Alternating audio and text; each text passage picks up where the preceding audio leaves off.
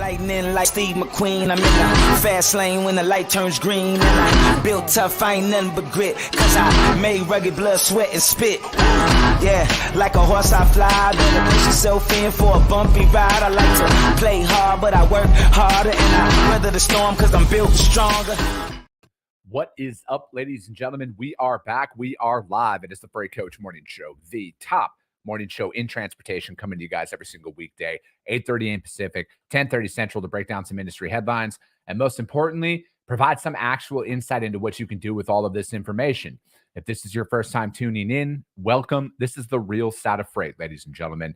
And I say that before every single show. And what I mean by that is I only speak to transportation professionals on this show, as well as my twice-a-week long-form podcast, because I want to put the right information out there from the people who have done what you're looking to do or who are currently doing what you're trying to achieve, so you can take that information, apply it, utilize it, and see a meaningful difference in your business and your life. It's one of the many, many reasons why I probably fly that American flag behind me every single day. A, we're the greatest nation on earth, but B, I'm living my American dream, and I want to help each and every one of you live yours as well. All right, Tuesday in the house. Let's get going today. Jamie, what is up? SP Freight watching over on YouTube. Happy Tuesday to you as well. Yeah, I am really looking forward to this week because you know what? We got freight moving right now. You guys, we got freight moving right now. We had a load come in this morning that we won off of green screens. Again, you guys, the rates that we provide to all of our customers come from green screens. So we got wheels turning, and it's a great start to the week. I'm really looking forward to it because I know now that, you know, just based on the amount of engagement that we had yesterday with our customers, which was exponentially larger than what we had seen over the last couple of weeks, you know, it's great, right? Because like at the end of the day, we ended 2023 on a high note, right? Like we had a ton of momentum going in, and then that holiday really, you know, just it deflated me, right? To be completely honest, it really got to me because like we weren't moving as much freight as we were due to the holiday and everything else. And I'm just, you know, at the end of the day, I'm competitive, and it got me. But you know, yesterday was great to get back out and start quoting out. I think we, you know, it was like 6 of our shippers we provided quotes for yesterday, and we got one of them running this morning, like I was saying, you guys, up there from my friends over at Green Screens. But yeah, Corey Buchan, YouTube. Good morning. Let's go. Sunny Sharma. Yeah, man, it is sunny. It's like 30 degrees here, 32 degrees here in Arizona. This is miserable, man. I moved away from this for a reason. Tracy St. Clair, good morning. Bill McIntyre, good morning to you as well. But yeah, I think that this is, I'm just ready to get after it this week. And, you know, and like, you know, like the mental side of all of this is just what gets me, you know, because that's the hardest part about business, right? And I've talked about that before. To me, the hardest part about business is the mental battle that you face and dealing with the highs and the lows of everything, because it's like when the highs are high, you know what I mean? Nothing can go wrong. And then the lows are low, and it's really just fighting through all of that stuff, because it's very, very hard to do this and to start a business and to run a business and everything else on top of it. But diesel went down. EIA.gov, you guys, I get all that information from there. Diesel went down $3.82 a gallon nationwide, which is always good to see at the end of the day. Because I don't know about you guys, but I'm sick and tired of paying so much money in gas. And I know the drivers out there are sick and tired of paying so much money in diesel. So that's a good sign. Let me see here. Jamie says, I started a couple of new lanes this week out of Canada. Love it. Keep getting that freight. Keep building that book of business up. I did have a new episode release this morning with Ben Gordon at Cambridge Capital. It's fascinating, right? Because when you talk to somebody like him, who's been, you know, he's started and sold companies. He has his, you know, Cambridge Capital is his company, and it's a VC firm. And, you know, knowing that they specialize just in transportation when it comes out there, and then, you know, hearing him talk about what people can do, you know, if they're looking to raise capital and really kind of go through and navigate all this stuff, right? And hearing him say that it's easier to raise money today than it was 25 years ago and stuff like that. It's just wild to get that perspective, because there's so much headlines and stuff out there that is, you know, we'll say one thing or another, but to hear from him, it was a really good conversation. It was one of my favorite podcasts that I've recorded. I can't wait to get him back on here soon to continue to talk about that, because, it's not necessarily my goal to raise capital, but I know that there's a lot of people out there that want to, right? And they're looking to, and it's like, what can you do, right? Because I mean, I don't have a network. I don't have a golden parachute. It's where do you turn to? What do you do? What steps can you take in your business to be appealing if you're looking to go out there and scale? So that episode was released this morning. It's solid, you guys. I'd take it and run with it as every episode that I put out there, right? That's what I'm going to say every single day. Let me see here. We do have some articles to break down that we're gonna talk about here, you guys. And another thing that I always used to do was training topics, right? So Tuesdays was always Tuesday training topics, and I'm really looking to like get back into creating those videos again. But I need to tie it into my live show with everything that I have going on in my business right now, and I think that there needs to be a large emphasis on building up that carrier base. And I'm going to say that because, in my opinion, when the market shifts, everyone's going to be throwing their hands up in the air about capacity, right? So what are you like, how do you establish a relationship, right? Like, what do you look for in going out there? And for me, we just have in-depth conversations, right? Every single time we sell a load, I want to work with a carrier that moves my lane. Say it's Dallas to Charlotte. You know what? They're there all the time in Dallas. They only run Dallas to Charlotte and back. They have a drop yard in Charlotte, or they have a drop yard in Dallas. They have multiple trucks a week. And then they have dedicated freight that puts them into that market on Tuesdays, Wednesdays, and Fridays and stuff like that. And I want to work with those drivers and I want to build that up, but it's never going to come from rushing people off the phone. Because I think, like, with where the market is right now, people post loads. It's picks here, delivers here, take it or leave it style approach. And I want you guys to start focusing on taking it from a different perspective here, because it's only a matter of time before the market shifts, right? And I think a lot of brokers are going to find themselves in a very tough position when it comes to covering freight. And you can listen to this right now and say, yeah, right, that's never going to happen because the market's easy, but it will.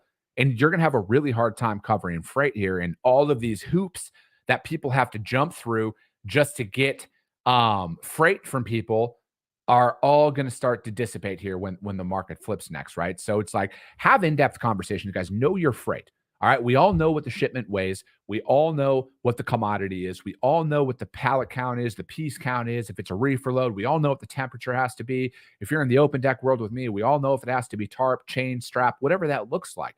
Sell based on that, right? Because nobody wants to work with a subpar broker.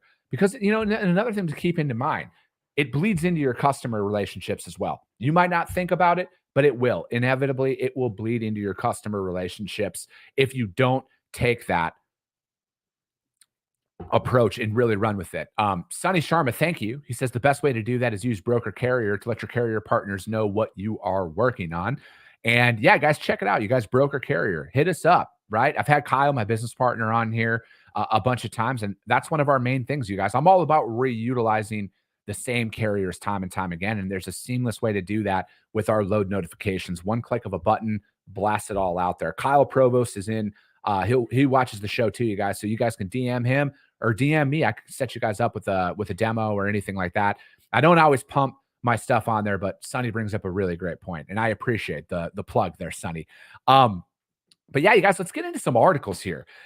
As always, the links to all of the articles are that we break down are going to be uploaded onto the Freight Coach YouTube channel, as well as the Coffee with the Freight Coach audio only replay, which is available on iTunes and Spotify almost immediately after the show.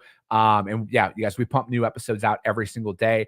And as always, if you guys got value, subscribe to the show. If you're not subscribed, share the show. You guys do all of that. That's how we grow. And this is how we help more people, is because of each and every one of you. And that if you see value, your network's going to see value as well.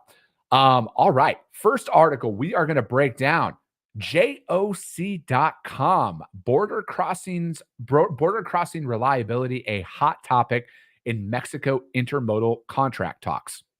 I think it's been no surprise if you've been paying any attention at all that nearshoring or reshoring is definitely making a resurgence. People are removing manufacturing from China, Taiwan, and Southeast Asia and stuff, and they're bringing it back here into Mexico and everything else. And I think it's only it's knowing that side of the business is crucial to get an inside scoop on how the border works, right? How it works from bringing freight from Mexico up into the United States, because it's a lot different than going in and out of Canada. And it's a logic. It to me, get ahead of it, right? Because that's where I truly feel, and especially with all the stuff that's going on in the Red Sea and then the Panama Canal and everything.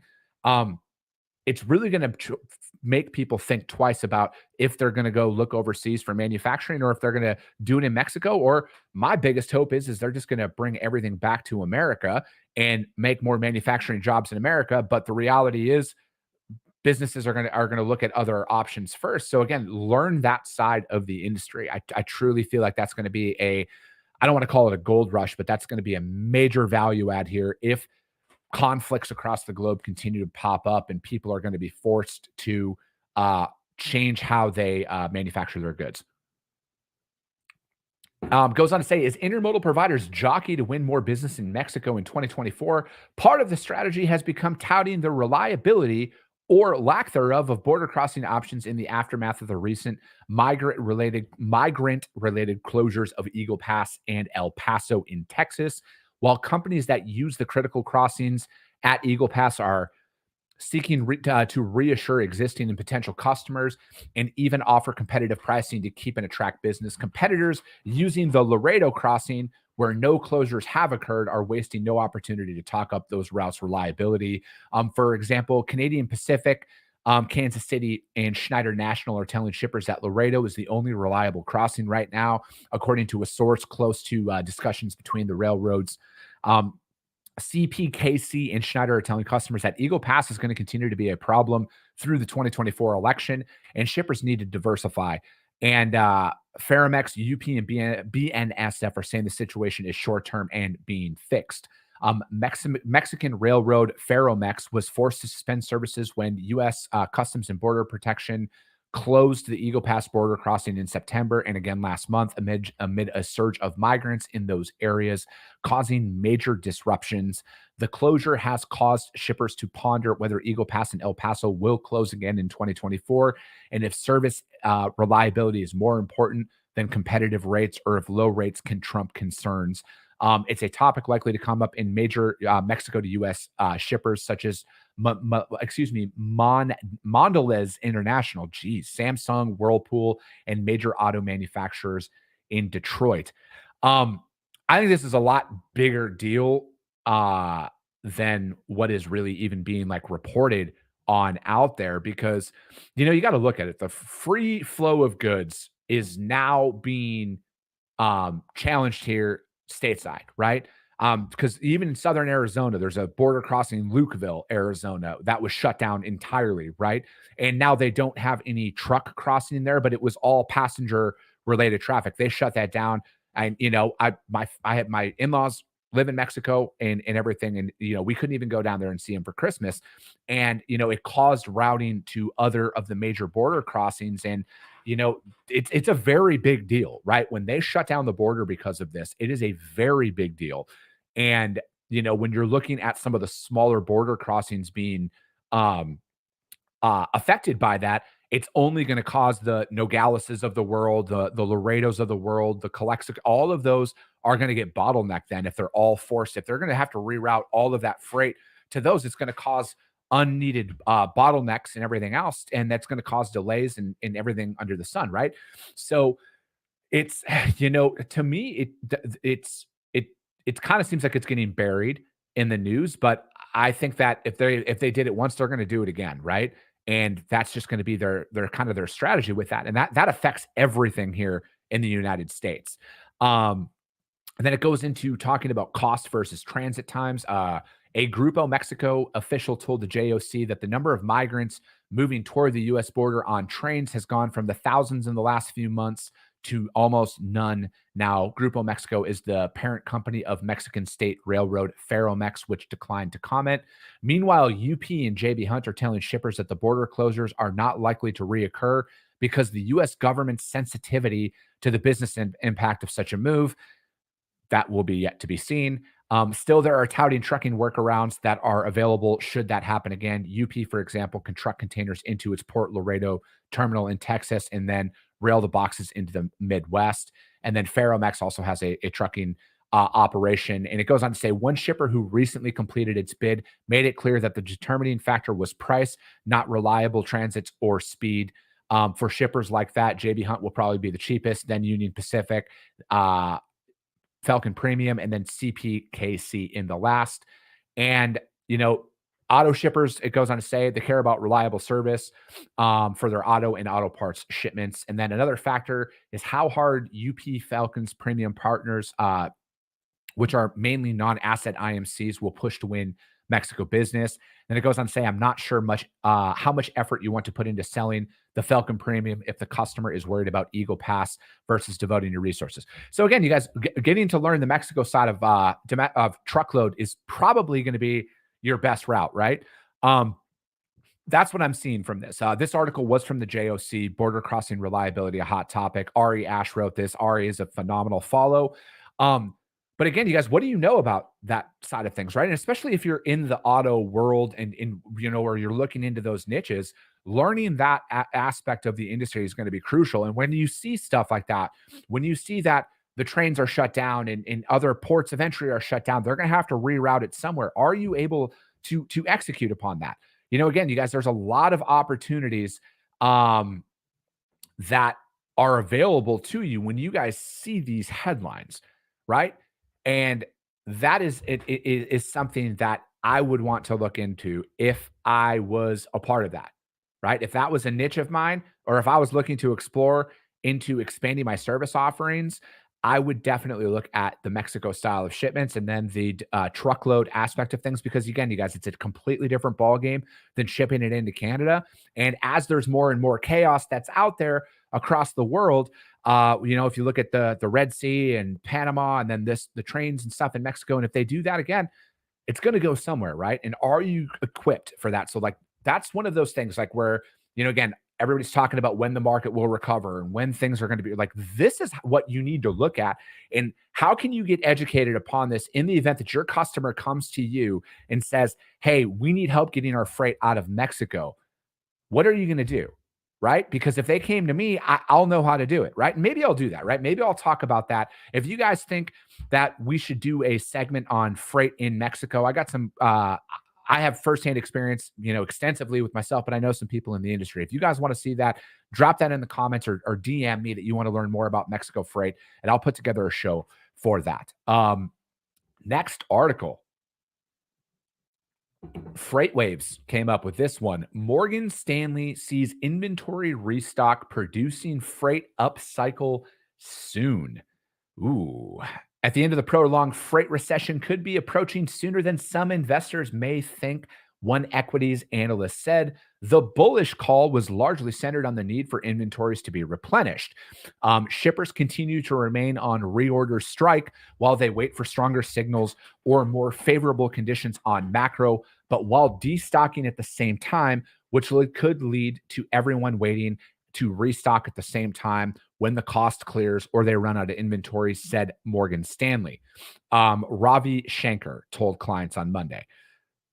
I don't know if I agree with that at all. I personally think that the way shippers and the way that people hold inventory is different from years past.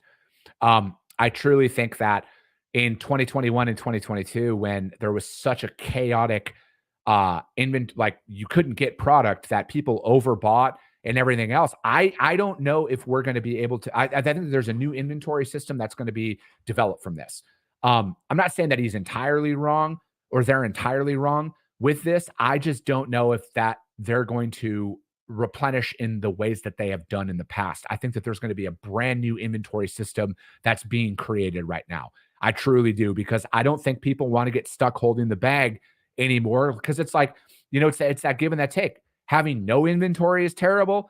Equally, having too much inventory is terrible as well. So I don't know if that is entirely true, but we will yet to be seen.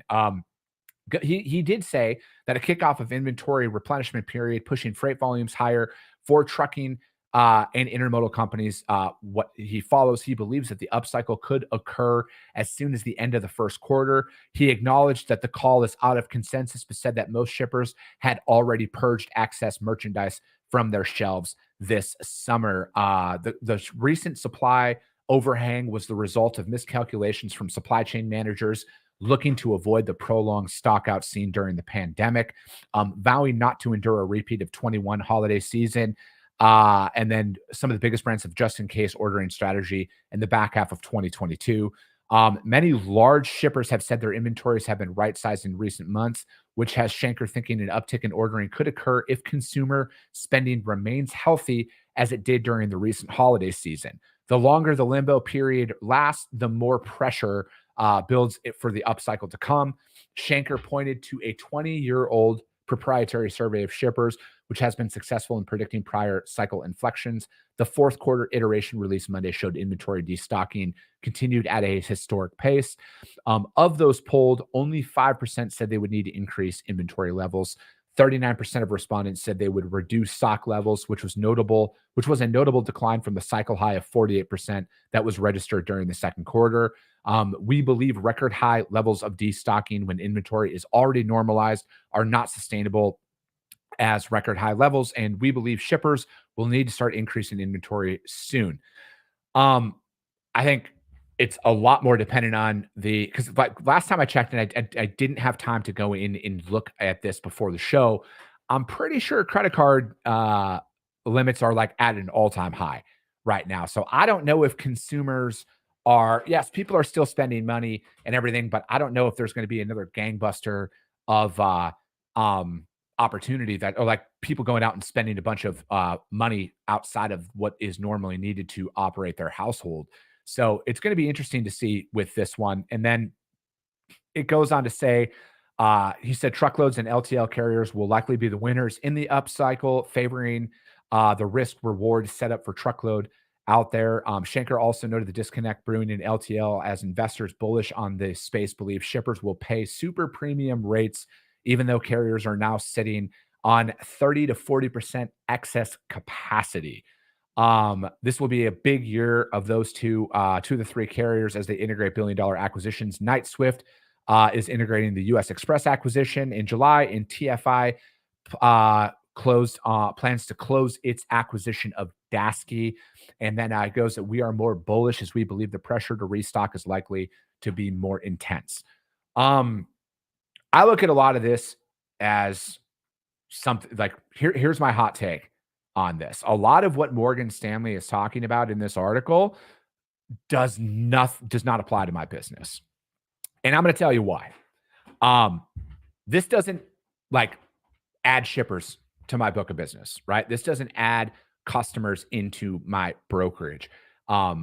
It's good information to look at, right? But I like a lot of my problem, and this is the thing, like I want to be abundantly clear, you guys. A lot of the articles that I break down, I understand the value in all of them, right? Like I understand that how looking at what Morgan Stanley says, which if you're not aware of who Morgan Stanley is, get out from under the rock that you live under and do a little bit of research. But like this is valuable, right? This is valuable information. But my biggest fear with a lot of this stuff is people see these articles and then they make one decision or another, like I'm not going to go sell until the market recovers. And I don't have that luxury, right? So it's like a lot of this information, although valuable to a point, doesn't change how I am going to go about selling or prospecting right now, right? And that's the biggest thing. A lot of us, you guys, we're in business development mode. We got to get out there and we got to find solutions. We got to make those calls. We got to send those emails. We got to set those site visits, get those appointments locked in. And who cares what a lot of this information says? It's irrelevant, right? A lot of this information is irrelevant to, I would say, everybody that's not publicly traded. Okay? Because at the end of the day, a lot of us are just going out there looking for that one opportunity. Don't let any of this out, like give a false sense that, oh my gosh, it could recover in the first quarter. I don't think it is. I personally think from a business development standpoint, it's going to be last year is going to be very similar to this year in regards to a business development standpoint. The sales cycles are longer now, you guys. They're not going to need us until there is a major market shift out there. That's when people are going to start looking for outside providers. But if you wait you guys, if you continue to wait and you don't go out there and you don't solicit and you don't make those sales calls, all of this shit's irrelevant. And you're going to miss the window, right? Because if you hear some of this stuff and your mentality is I'm going to wait, I'm going to continue to wait it out. Other people out there, i.e., myself, who sells every single day, no matter what, I'm going to have a phenomenal year.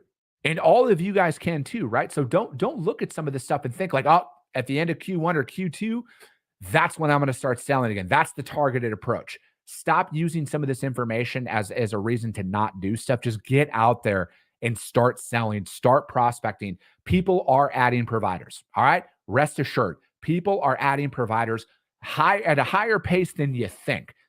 It just is really tough to cut through a lot of this BS that's out there. That article, freightwaves.com, Morgan Stanley sees inventory restock, producing freight up cycle soon.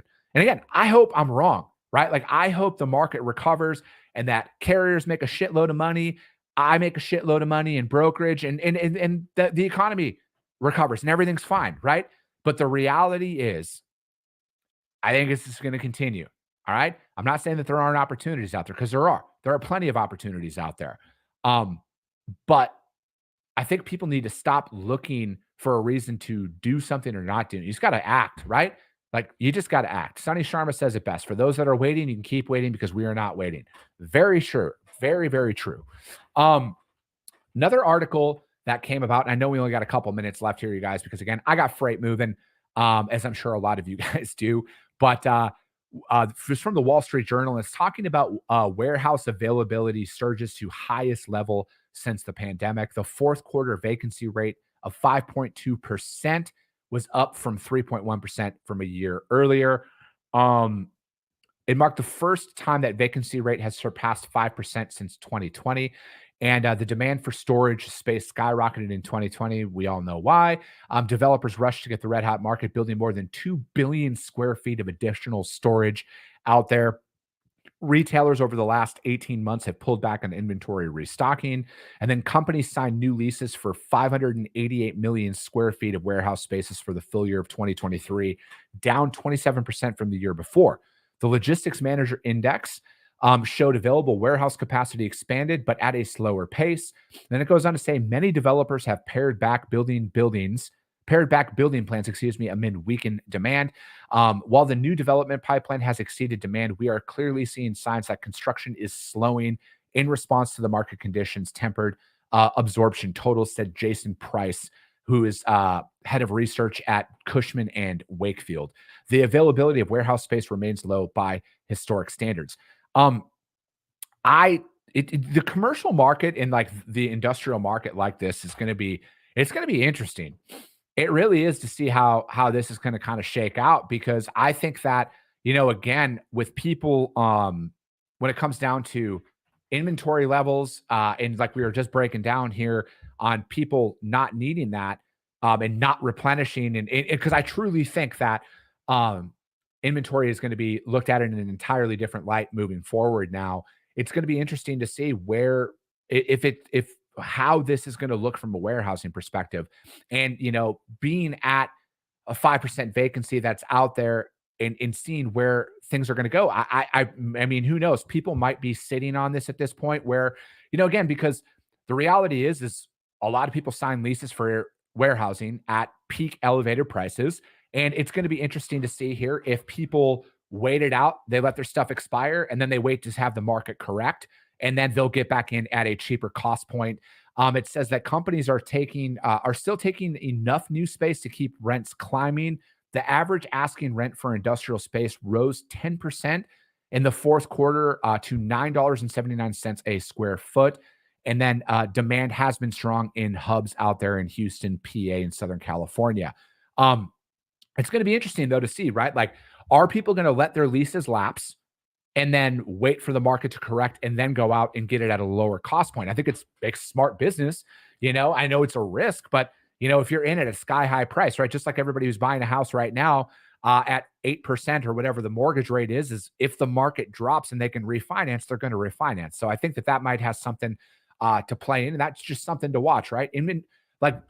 Warehousing is something that I pay a lot of attention to. I really do, because I think that's a great indicator of the overall economy and kind of where things are heading. But that article, Wall Street Journal, warehousing availability surges to highest level since the pandemic. But that's going to be it for today, you guys. As always, thank you guys so much for your guys' support in this. All the links to the articles that I'm going to break down are going to be uploaded for you guys. As always, if you guys got value in what you heard, subscribe to the show, you guys. Share it out there to your network, because this is how we reach more people. And more importantly, this is how we help more people, is because if you see value, your network's going to see value as well.